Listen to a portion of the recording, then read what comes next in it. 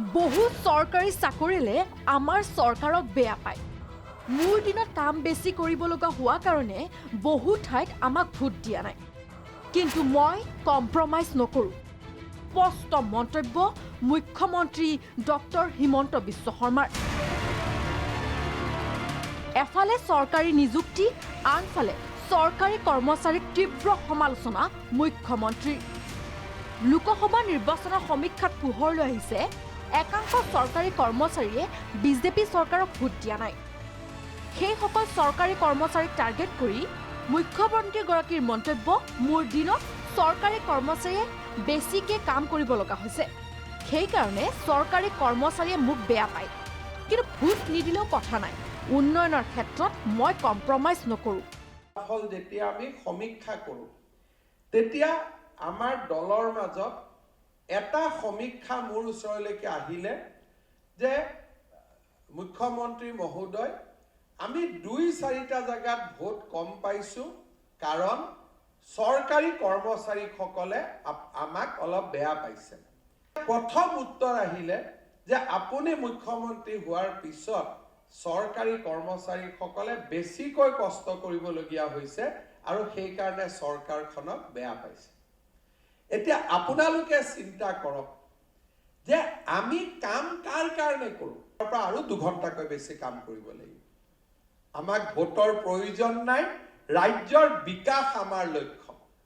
Vote আহিব, vote যাব, ক্ষমতা যাব, ক্ষমতা আহিব, কিন্তু ৰাজ্যৰ সৰ্বাংগীন বিকাশৰ লগত আমি কেতিয়াও কতো কম্প্ৰমাইজ নকৰোঁ। কলাক্ষেত্ৰত 3টা বিভাগৰ 465 গৰাকী প্ৰাৰ্থীক প্ৰদান কৰা হ'ল নিযুক্তি পত্ৰ। শক্তি বিভাগৰ 306 গৰাকী, শিক্ষা বিভাগৰ 139 গৰাকী, জনসংযোগত 10 গৰাকীক ডক্টৰ শৰ্মাই নিযুক্তি পত্ৰ প্ৰদান কৰি ক'লে, এতিয়ালৈ 97,970 গৰাকীক নিযুক্তি দিছোঁ। অহা বছৰত 50,000ক দিব নিযুক্তি। 5 বছৰত 1.5 লাখ নিযুক্তিৰ দিশে আগবাঢ়িছে চৰকাৰ। 35,000 ঠিকাভিত্তিক শিক্ষক-শিক্ষয়িত্ৰীৰ চাকৰিৰ নিয়মীয়া কৰাৰো আশ্বাস মুখ্যমন্ত্ৰীৰ। 97,970লৈ বৃদ্ধি পালে।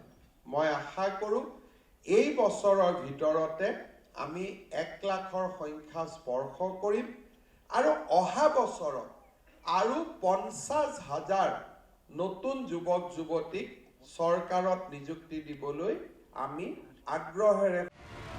স্বচ্ছতাৰে হৈছে সমগ্ৰ নিযুক্তি প্ৰক্ৰিয়া। নিযুক্তিৰ ক্ষেত্ৰত বিজেপি চৰকাৰৰ বিৰুদ্ধে কোনো অভিযোগ নাই বুলিও মন্তব্য কৰি ডক্টৰ শৰ্মাই ক'লে, যাৰ বাবে স্বচ্ছতাৰে হৈছে সমগ্ৰ নিযুক্তি প্ৰক্ৰিয়া। নিযুক্তিৰ ক্ষেত্ৰত হেনো কোনো অভিযোগ নাই চৰকাৰৰ বিৰুদ্ধে, যাৰ বাবে ৰাজনৈতিকভাৱে আৰু ব্যক্তিগতভাৱে ক্ষতিগ্ৰস্ত হোৱা বুলিও মন্তব্য ডক্টৰ শৰ্মাৰ। উপযুক্ত বহু পৰিয়াল আছে যিসকল কৰবাত নহয় কৰবাত আমি জড়িত ৰাজনৈতিক দলটোৰ পিতৃ-মাতৃ সদস্য হৈ আছে বা বিভিন্ন দলটোৰ পদত তেওঁলোক অধিষ্ঠিত হৈ আছে। যেতিয়া আমি স্বচ্ছভাৱে নিযুক্তি দিবলৈ যাওঁ, তেওঁলোক আমাৰ ওচৰত আহে আৰু আমি তেওঁলোকক ক'ব লাগে যে আমি নিযুক্তিত খেলি-মেলি কৰিব নোৱাৰিম।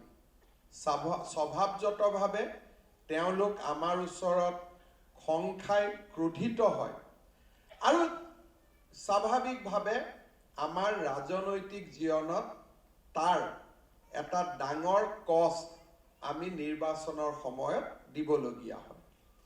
ঠিক তেনেদৰে একাংশ চৰকাৰী কৰ্মচাৰীৰ বিৰুদ্ধে মুখ্যমন্ত্ৰীয়ে কৰা এই মন্তব্য চৰকাৰী কৰ্মচাৰীয়ে কিদৰে গ্ৰহণ কৰিব সেয়া আহিবলগীয়া নিৰ্বাচনী ফলাফলে ক'ব। ভিডিঅ' জাৰ্নেলিষ্ট দিলীপ গগৈৰ সৈতে ববিতা গগৈ, প্ৰাগ নিউজ, গুৱাহাটী।